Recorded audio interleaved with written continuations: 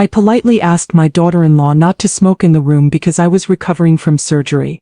My son yelled, "Shut up, you're more annoying than the smoke," and shoved me hard. His wife just smirked, but 15 minutes later something happened they never saw coming. Before we continue, I just want to say thank you for taking the time to hear my story. If you're comfortable, let me know where you're listening from, and what time it is where you are. Now let me tell you my story. The cigarette smoke curled through the air of the living room, thick and acrid, burning my throat and making my chest tighten. I'd been lying on the couch for the past hour, trying to rest like Dr. Harrison had ordered, but the smoke made it impossible to breathe deeply without coughing. My name is Margaret Morrison. I'm 70 years old. 3 weeks ago I had emergency open-heart surgery after a massive heart attack.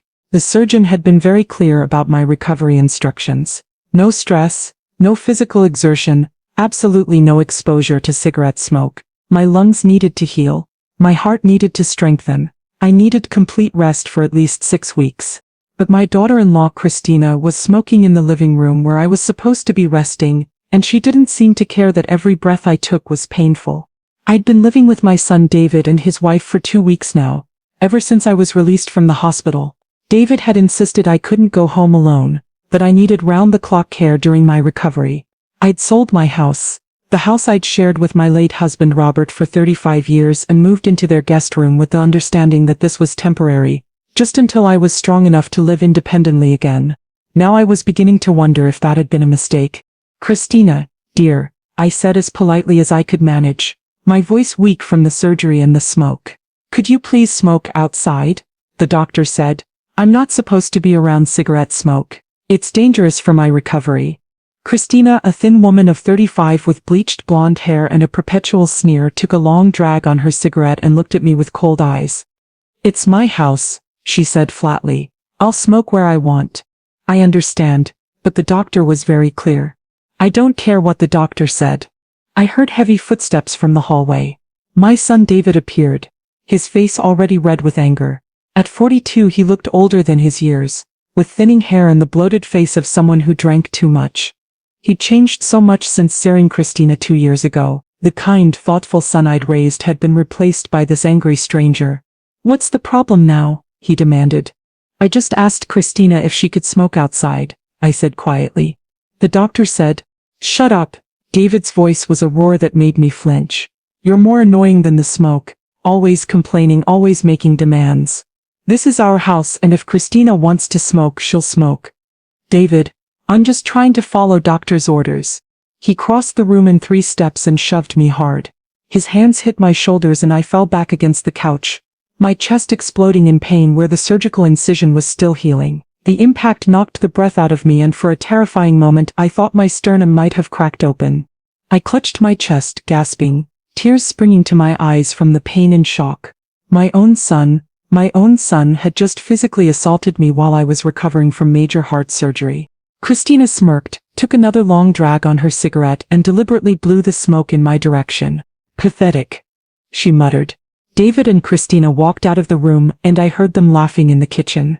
Laughing, as if shoving a 70-year-old woman recovering from heart surgery was funny. I sat very still, trying to control my breathing, trying to assess the damage. My chest hurt terribly, but I didn't think anything was broken. The pain was mostly at the surface, where David's hands had connected. There would be bruises, significant bruises. "Grandma?" A small voice came from the corner of the room. I'd forgotten that Sophie was there.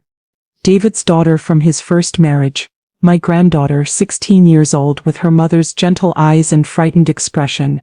She'd been doing homework at the desk in the corner, trying to be invisible. She came over to me now, her face pale, tears streaming down her cheeks.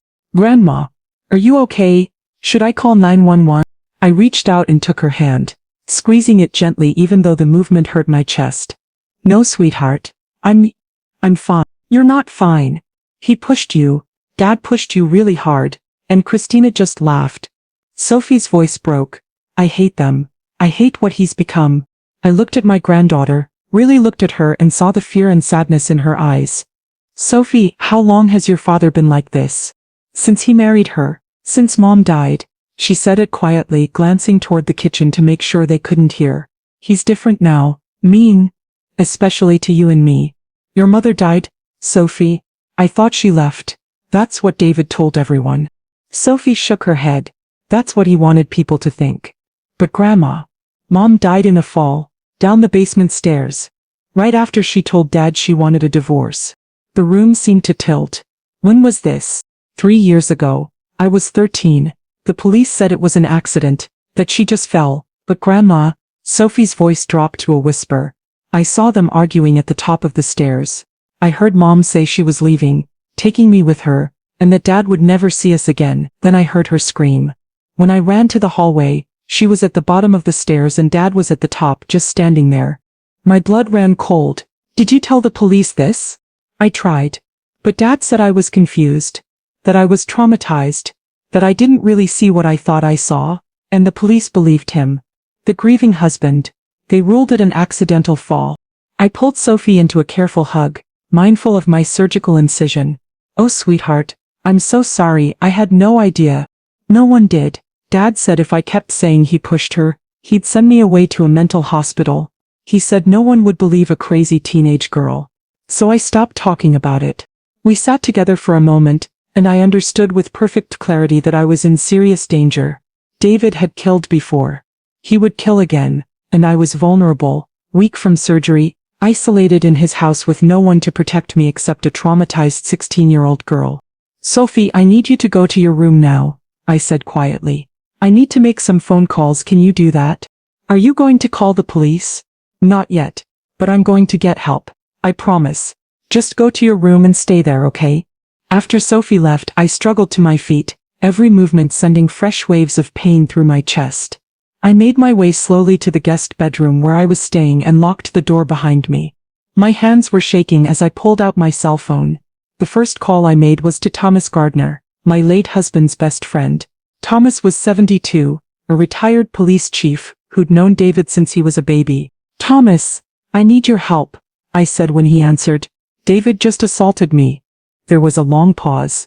Margaret, what are you talking about? David would never. He shoved me, hard, while I'm recovering from heart surgery. His wife was smoking in the living room, and when I asked her to please smoke outside because the doctor said I can't be around smoke, David screamed at me and shoved me back onto the couch. Jesus Christ. Are you hurt? My chest hurts where he pushed me. I'll have bruises. But Thomas, that's not even the worst of it. Sophie just told me that David killed his first wife. She saw him push her down the stairs 3 years ago, but no one believed her. Another long pause. His wife's death was ruled accidental. I know. But Thomas, I think David is planning to kill me too. I can feel it. And I'm trapped here weak from surgery, with no way to protect myself. I'm coming over right now. No, not yet. If you show up, David will know something's wrong. I need to gather evidence first. I need proof of what he's doing. Margaret, if you're in danger, I am in danger, which is why I need to be smart about this. Thomas, can you help me? Can you get me the equipment I need to document what's happening here? What kind of equipment? Recording devices. Something small that I can hide on myself. I need to record David and Christina. Catch them saying something incriminating. That's serious, Margaret. You're talking about going to war with your own son. My son just assaulted me and I think he's planning to kill me for my inheritance. War has already started. I'm just deciding to fight back. Thomas was quiet for a moment. I'll bring you what you need. But Margaret, please be careful. If David realizes what you're doing. I'll be careful. I spent 25 years as an ER nurse. I know what abuse looks like. I know how to document it. I know the signs of escalation, and Robert taught me enough about finance and estate planning to protect my assets. When do you want me to come? Tomorrow morning. David will be at work. Come around 10. After I hung up with Thomas, I made 3 more calls. First to Patricia Wilson, my late husband's lawyer. Then to Dr. Harrison, my surgeon. Then to Michael Chen, Robert's former business partner. To Patricia, I said, I need to protect my assets immediately. Can you help me set up trusts that David can't access? To Dr. Harrison, I need you to document the injuries I sustained today, medical evidence of assault. To Michael, I need to move money quickly and quietly. Can you help me do that without David knowing? Each of them asked if I was okay, if I was safe, if they should call the police. To each of them I said the same thing. Not yet, I need evidence first. I need to build a case that can't be dismissed or explained away. Because I knew how this worked. I'd seen it hundreds of times in the ER during my nursing career. Domestic violence victims who called the police, only to have their abusers talk their way out of trouble. Elder abuse cases where the family member claimed the elderly person was confused, delusional, suffering from dementia. If I was going to take down my own son, I needed ironclad evidence. I needed witnesses. I needed documentation that couldn't be disputed. And I had 15 minutes head start, while David and Christina were still in the kitchen laughing about pushing around a sick old woman. That night, I lay in the guest bedroom, unable to sleep despite the pain medication Dr. Harrison had prescribed. My chest ached from where David had shoved me, but worse than the physical pain was the emotional devastation of realizing that my own son wanted me dead. I thought back over the past year, trying to understand when everything had gone wrong. Robert, my husband of 42 years, had died 14 months ago of a sudden heart attack. We'd been happy, comfortable, secure. Robert had been an engineer who'd built a successful consulting business. We'd lived modestly but had accumulated significant wealth over the decades. When Robert died, he left everything to me. The house worth about $600,000. Life insurance, $400,000. Investment accounts and retirement funds, another $500,000. In total, I'd inherited approximately $1.5 million.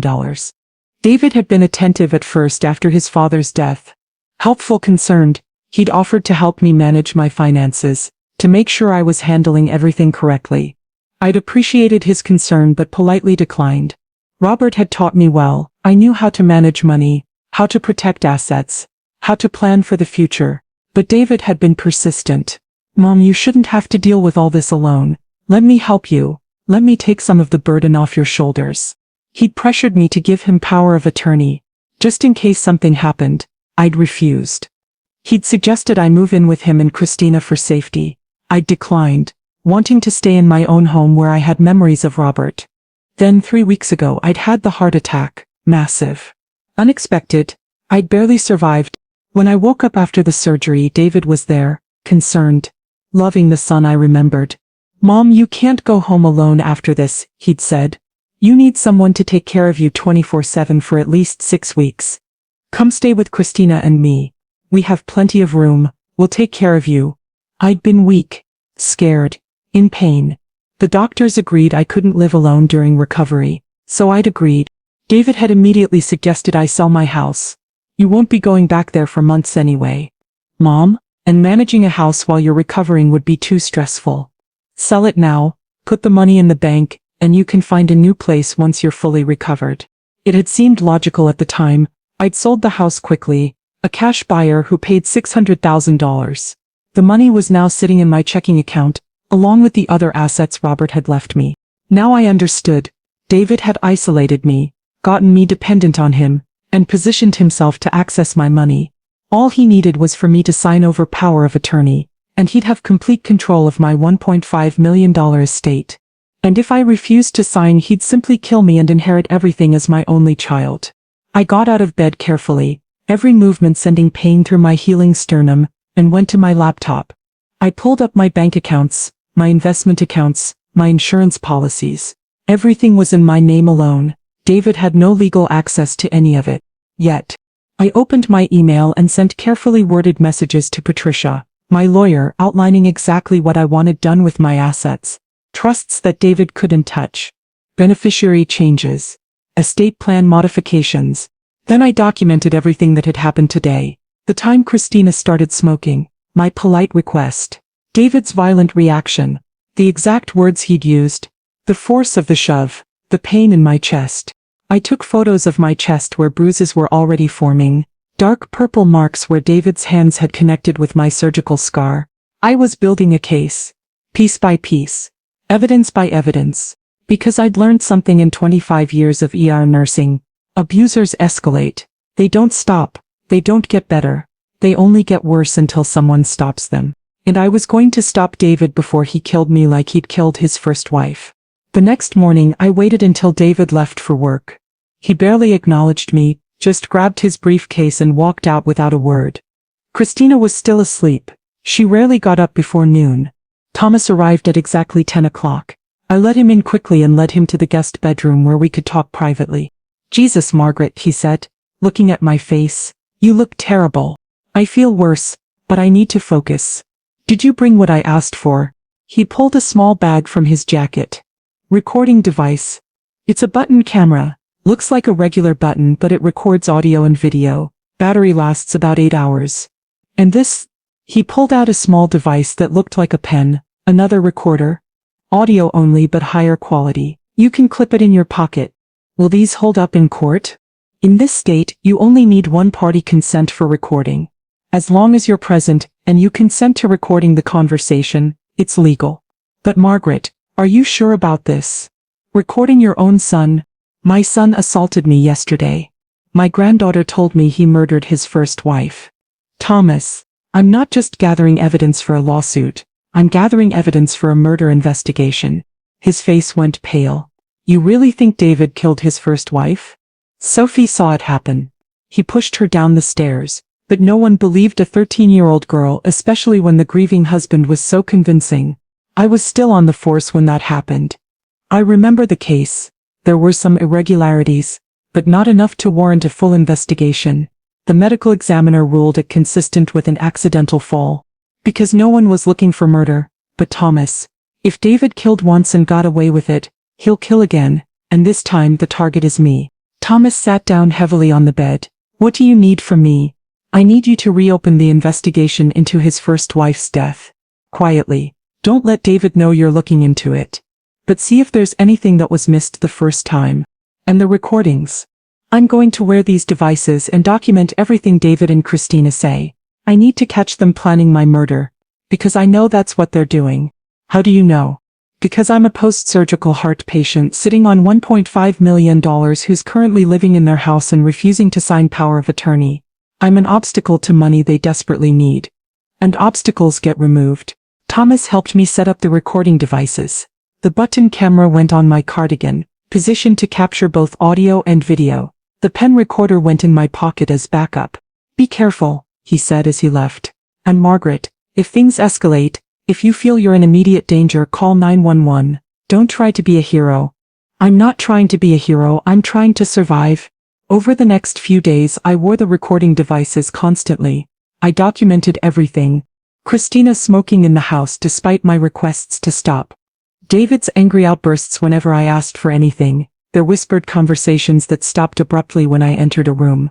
But the real breakthrough came on the 4th day, when I overheard them in the kitchen. They didn't know I was in the hallway, standing just out of sight, my button camera recording everything.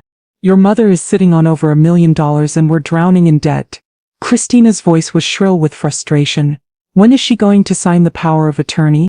I'm working on it, David replied. She's stubborn, but she'll sign. She has to.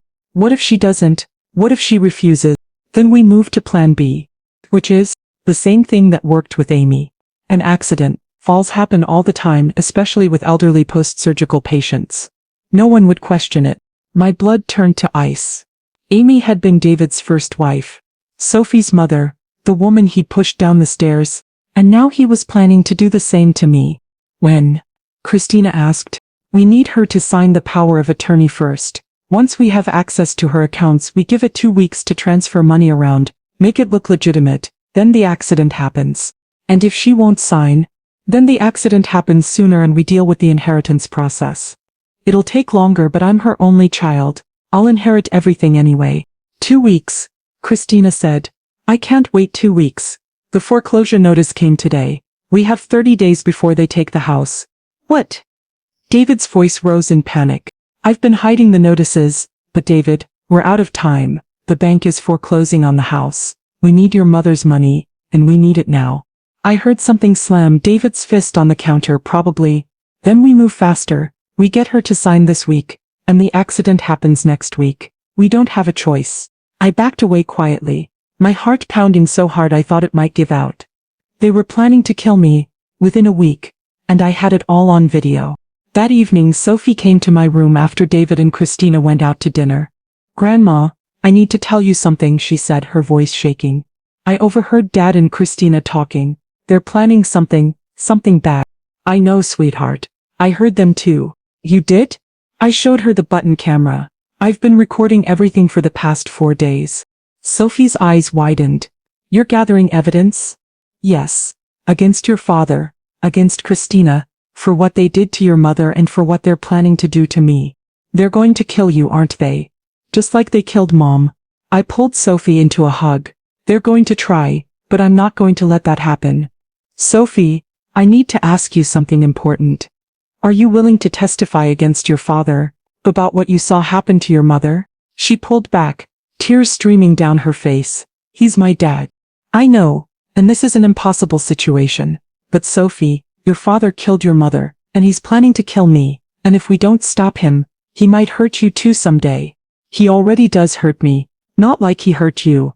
He doesn't hit me, but he says terrible things. He tells me I'm worthless, that I'm a burden, that I'm just like my mother and that's why she's dead. Oh, sweetheart.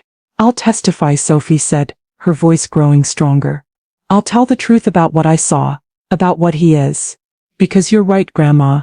If we don't stop him, someone else will die. That night, I made a series of phone calls, to Patricia, my lawyer, to Dr. Harrison, my surgeon, to Thomas, the retired police chief, to Michael, Robert's business partner. It's time, I said to each of them. I have the evidence. We need to act now. Patricia had already moved my assets into protected trusts that David couldn't access even if something happened to me. She'd changed my will, removing David as beneficiary and naming Sophie instead, with trustees to manage the estate until Sophie turned 25. Dr. Harrison had documented my assault injuries and written a detailed medical report about how dangerous David's attack had been for a post-surgical heart patient. Michael had helped me move money into accounts David didn't know about, ensuring I had liquid assets that couldn't be frozen or fought over. And Thomas had reopened the investigation into Amy's death, finding witnesses who'd been overlooked the first time, finding inconsistencies in David's statement, finding evidence that the accident might have been murder. I've scheduled a meeting, I told them, tomorrow morning at 10, here at David's house. I told him we're having a family meeting to discuss my care and finances. He thinks I'm ready to sign power of attorney. Are you sure about this? Patricia asked. Confronting him directly could be dangerous. That's why I've invited Detective Rodriguez from the police department, and the adult protective services worker, Linda Shen, and all of you. David will be outnumbered, and he won't be able to talk his way out of this. What about Sophie? She's ready to testify, about everything. The next morning I got dressed carefully. I wore a cardigan that hid the button camera but allowed it to record clearly. I had the pen recorder in my pocket, and I had copies of all my evidence in a folder on the dining room table. David and Christina were in the living room, waiting. They thought this was going to be their victory, the day the old woman finally surrendered and signed over her fortune. They had no idea what was coming. At exactly 10 o'clock the doorbell rang. David answered it, his expression shifting from confusion to alarm, as he saw who was standing there. Thomas Gardner, retired police chief. Detective Rachel Rodriguez, active duty Financial Crimes Division. Patricia Wilson, estate attorney. Dr. Harrison, cardiovascular surgeon. Linda Chen, adult protective services, and Michael Chen, Robert Morrison's former business partner and executor of his estate. What is this? David demanded, looking at me. Mom, what's going on? Come into the dining room, I said calmly. We need to talk.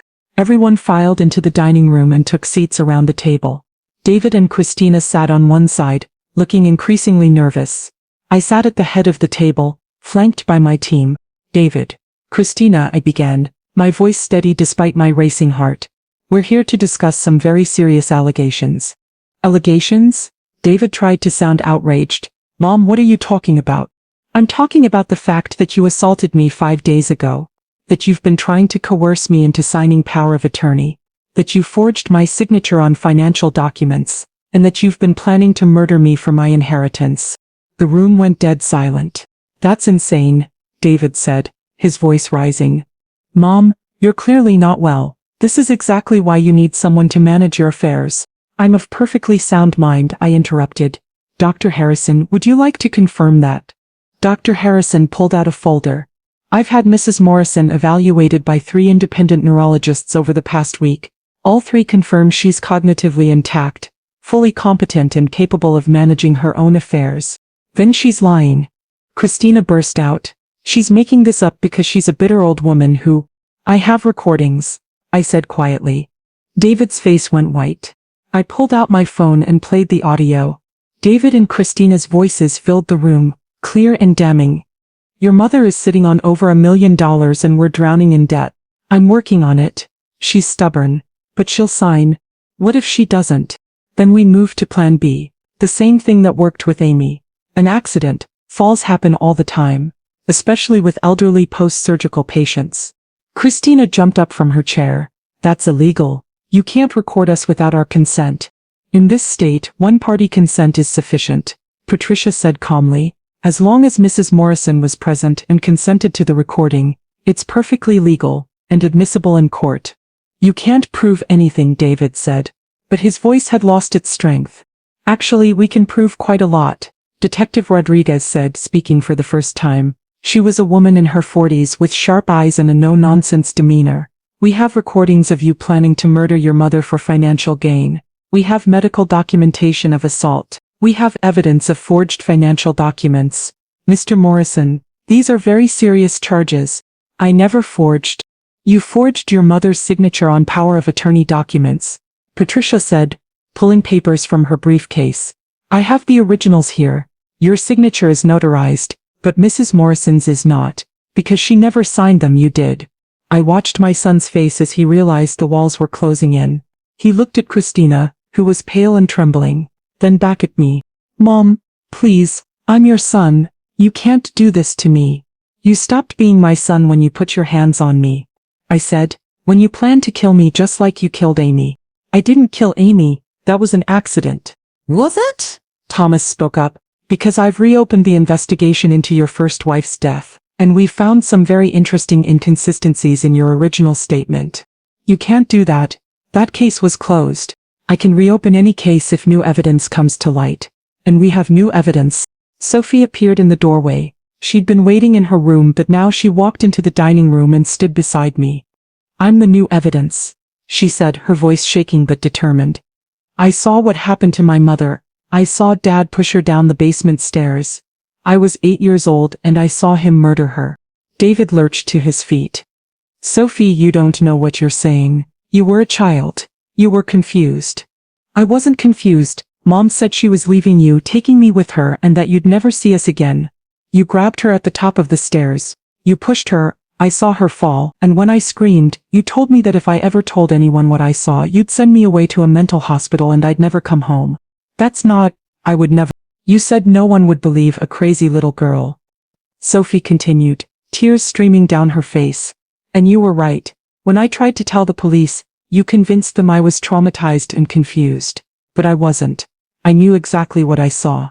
Detective Rodriguez stood up. Mr. Morrison, I'm placing you under arrest for assault, elder abuse, attempted fraud, and conspiracy to commit murder. We'll also be investigating the death of Amy Morrison. And Mrs. Christina Morrison, another officer who'd been waiting in the hallway, stepped in. You're under arrest as an accessory to conspiracy to commit murder and elder abuse. David lunged toward me, his face contorted with rage. You bitch. That money should be mine. Dad left it to you, but it should be mine. 2 officers grabbed him before he could reach me. As they cuffed him, he screamed, I'm your son. I'm your only child. That money is supposed to be mine when you die. You're not my son, I said quietly. My son died a long time ago. You're just a stranger who happens to share my DNA. Christina was crying hysterically as they cuffed her. We weren't really going to kill you. It was just talk. We were just frustrated. I pulled out my phone and played another recording. Christina's voice, clear and cold. Once she signs the power of attorney, we give it 2 weeks. Then the accident happens. Make sure it's fatal.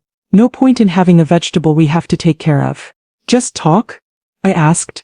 She had no answer. As the police led them away, David looked back at me one last time.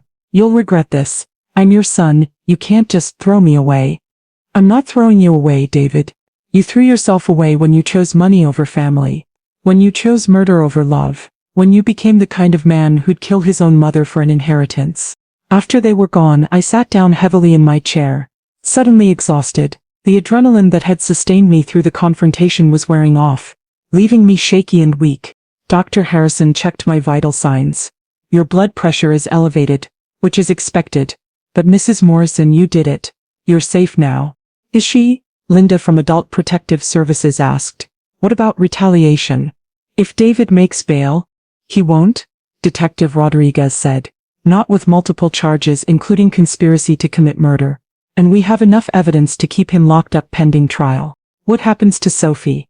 I asked. Linda smiled. Based on the circumstances, I'm recommending that Sophie be placed in your care, Mrs. Morrison. She's 16, almost 17. You're her grandmother and you've demonstrated that you're capable of protecting her. Unless there are objections. No objections, I said, reaching out to take Sophie's hand. She's welcome to live with me for as long as she needs. Sophie threw her arms around me, careful not to hurt my healing chest. Thank you, Grandma. Thank you for saving me. For believing me, for stopping him. 3 months later, I sat in a courtroom and watched my son plead guilty. The evidence against him was overwhelming. The recordings of him planning my murder, the forged documents, the medical evidence of assault, and Sophie's testimony about witnessing her mother's murder corroborated by new forensic evidence Thomas's team had uncovered. David pleaded guilty to assault, elder abuse, conspiracy to commit fraud and attempted murder. The murder charge for his first wife was harder to prove. The statute of limitations was complicated, and the evidence was old, but the threat of a murder trial hung over him and his lawyers advised him to take a plea deal on the other charges. He was sentenced to 12 years in federal prison. Christina, charged as an accessory and co-conspirator, pleaded guilty and received 8 years. I felt nothing as I watched them being led away. No sadness, no anger, no satisfaction, just relief that it was over. Outside the courthouse, reporters wanted to know how I felt. I feel grateful to be alive. I said simply, my son tried to kill me for my inheritance. But I fought back. I documented everything. I gathered evidence. I protected myself and my granddaughter. And I want other elderly people to know. You don't have to be a victim. You have rights. You have resources. You can fight back. Sophie and I moved into a new house, smaller than the one I'd shared with Robert, but comfortable and safe. We used part of my estate to buy it outright. No mortgage, no debt. Sophie enrolled in a new school and started therapy to process everything she'd been through. Slowly, carefully, she began to heal. And I started a new project, an elder abuse prevention nonprofit. I used my experience as an ER nurse, my knowledge of the healthcare system, and my personal experience with abuse to create resources for elderly people who were being exploited or hurt by their own families. We offered free legal consultations, help with financial planning and asset protection, support groups for victims and training for healthcare workers on recognizing and reporting elder abuse. 6 months after David's sentencing, I was invited to speak at a senior center about my experience. I stood in front of a room full of elderly people and told them the truth. My name is Margaret Morrison. I'm 70 years old. 6 months ago, my son assaulted me while I was recovering from heart surgery. He planned to murder me for my inheritance of $1.5 million. But I fought back. I showed them photos of my bruises, played excerpts from the recordings, explained how I'd gathered evidence, protected my assets and built a case against my own child. I was an ER nurse for 25 years. I told them. I saw hundreds of abuse cases. I knew the patterns. I knew how abusers escalate. I knew that if I didn't stop David, he would kill me. But I also knew how to document injuries, how to gather evidence, how to work within the system to protect myself. My late husband taught me about finance, about estate planning, about protecting assets. So when David tried to steal my money, I knew how to move it where he couldn't touch it. I had resources that many abuse victims don't have. Education, financial security, professional contacts. But you don't need all of that to protect yourself. You just need to know your rights and to be willing to use them. An elderly woman raised her hand. But he was your son. How could you send your own son to prison? He stopped being my son when he decided to murder me. I said simply, biology doesn't give someone the right to abuse you. Being family doesn't mean you have to tolerate violence or theft or manipulation. My son made his choices. He chose to kill his first wife. He chose to assault me. He chose to plan my murder for money. Those were his choices, and the consequences are his to bear. Another person asked, weren't you afraid he'd kill you before you could stop him? Every single day, I admitted, I was terrified. I was weak from surgery, isolated in his house, completely dependent on someone who wanted me dead. But I used that fear. I let it make me careful instead of paralyzed. I documented everything. I planned carefully. I gathered allies before I confronted him. And that's what I want you to understand. Being afraid doesn't mean being helpless. You can be scared and still fight back. You can be vulnerable and still protect yourself. After the talk, dozens of people approached me. Some wanted to share their own stories of abuse by family members. Others wanted advice on protecting themselves. One woman, probably in her 80s, pulled me aside. My daughter has been stealing from me. Small amounts at first, but it's getting bigger. I'm afraid to say anything because she's my only family. What should I do? I gave her the contact information for Patricia, my lawyer, and for our nonprofit. You don't have to suffer in silence. We can help you protect your assets and, if you want, pursue charges. But it's your choice. We'll support whatever you decide.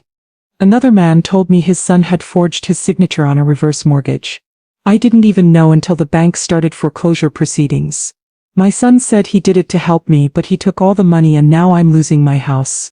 I connected him with legal aid and adult protective services. What your son did is fraud. It's a crime. You can fight this. Standing there, surrounded by elderly people who'd been victimized by their own families, I understood that David and Christina weren't unique. Elder abuse was an epidemic, and too many victims stayed silent because they were ashamed, or afraid, or didn't know they had options. That night, Sophie and I sat on our porch, watching the sunset. "Grandma, do you ever wish things had turned out differently?" she asked. That Dad hadn't been what he was. "Every day," I admitted. "I wish I'd raised a son who was kind, honest, caring. I wish your mother was still alive. I wish you'd grown up with loving parents instead of a murderer and his enabler. But if things had been different, would you have fought back? Would you have saved yourself?" I thought about it. I don't know. Part of me wanted to believe David could change, that he was still the little boy I'd raised. But Sophie, he killed your mother. He planned to kill me. There was no changing that, no fixing it, only stopping it. How did you know what to do? How did you know how to gather evidence and build a case?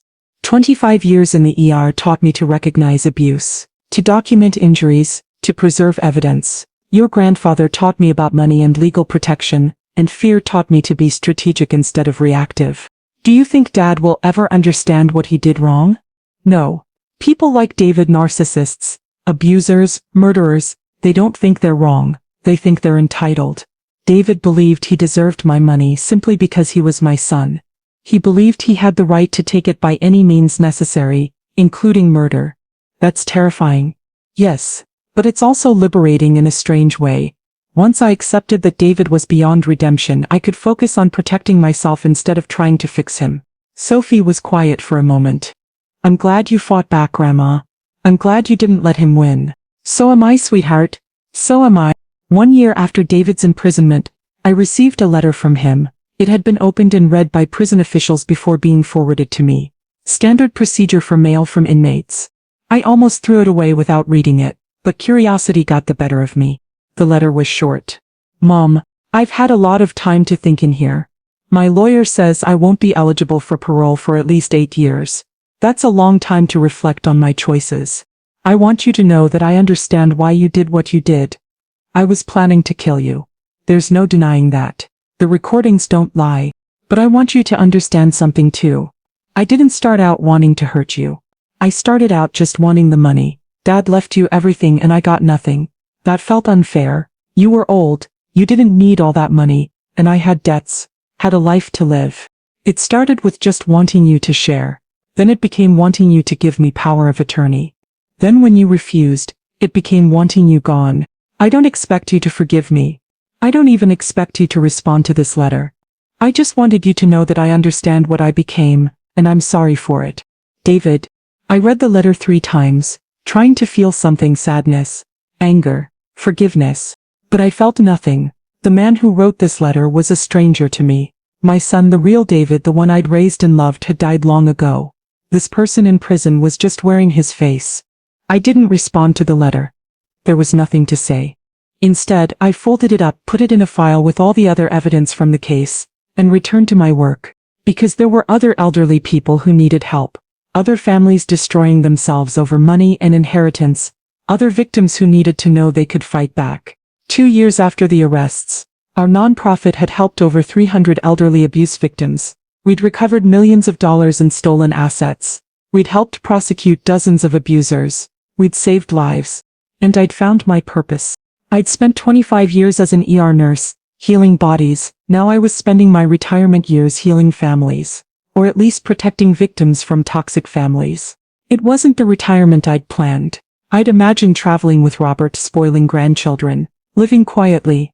But Robert was gone, my son was in prison, and my granddaughter needed me to be strong. So I was strong. One evening I was preparing dinner when Sophie came home from school. Excited. "Grandma, I got accepted to college, full scholarship to study social work." I pulled her into a hug.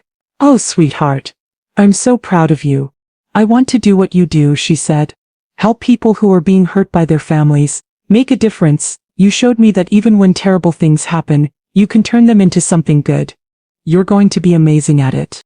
Will you be okay here alone when I go to college?" I smiled. "I'll be fine. I'm 72 years old, fully recovered from surgery and tougher than I look. Plus I have work to do, people to help, lives to save. Just like you saved mine. Just like you saved mine, sweetheart.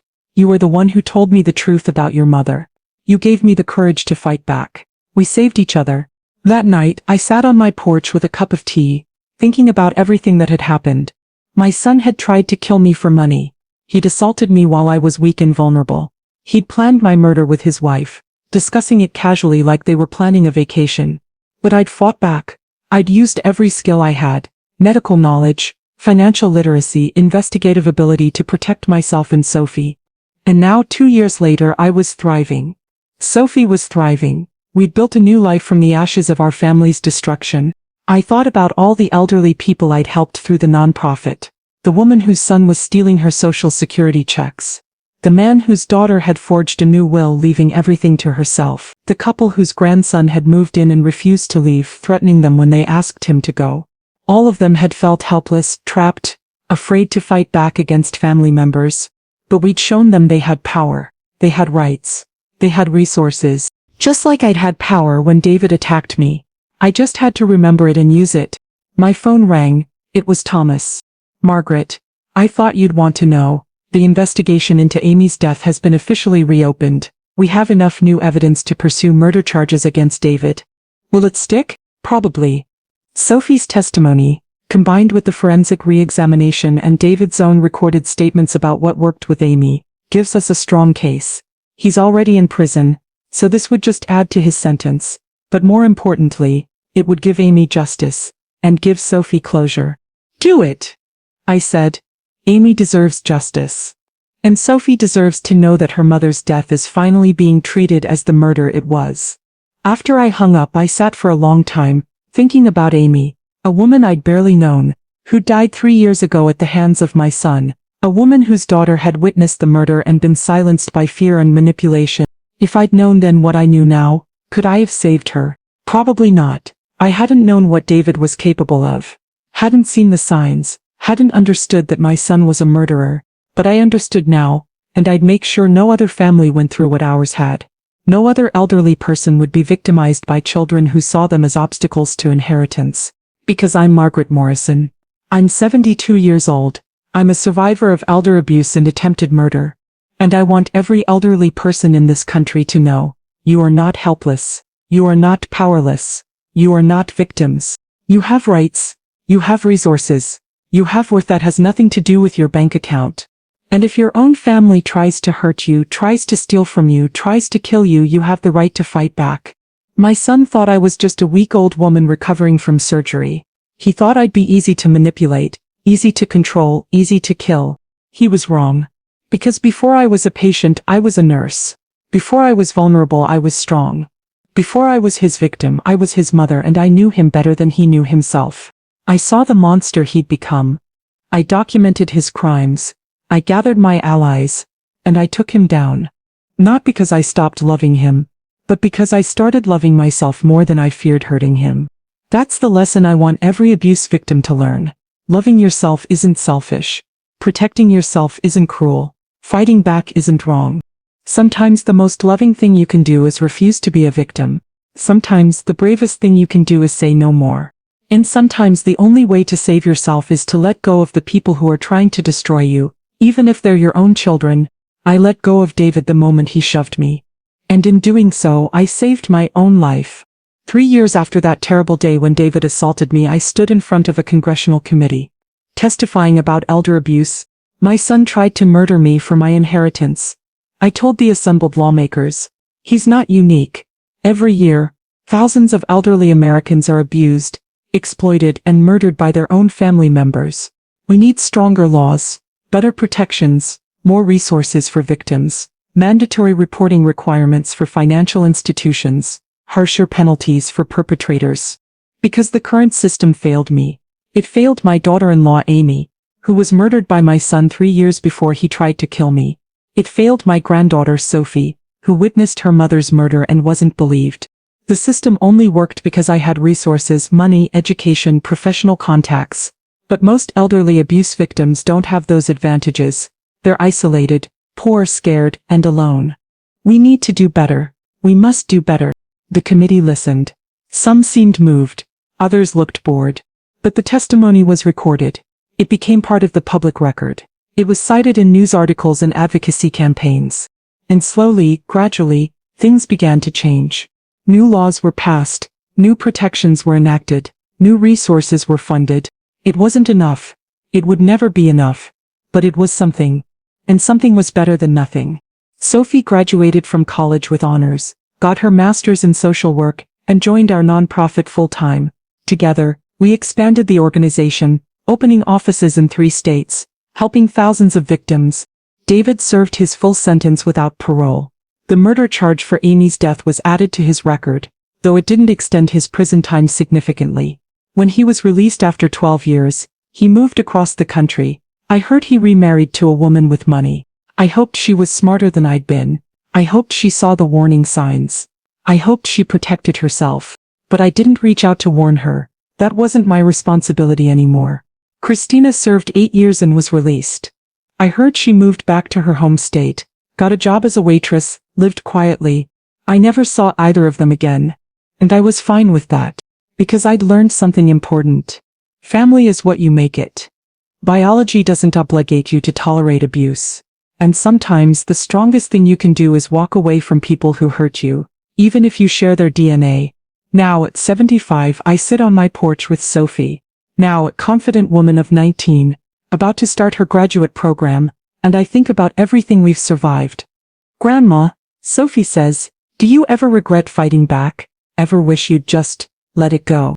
Never, I say firmly. Fighting back saved my life. And yours. If I'd let David get away with it, you'd have lost another parent, and I'd be dead. I'm glad you fought. So am I, sweetheart. So am I. As the sun sets, I think about the note I'd like to write to every elderly person in America. You are not too old to fight back. You are not too weak to protect yourself. You are not obligated to tolerate abuse from anyone, including your own children. You have rights. Use them. You have worth. Protect it. You have strength. Trust it. My son tried to kill me, but I'm still here, and I'm still fighting, not just for myself, but for every elderly person who thinks they're helpless. You're not helpless. You're powerful. You just have to remember it. I'm Margaret Morrison. I'm 75 years old. And I'm a survivor.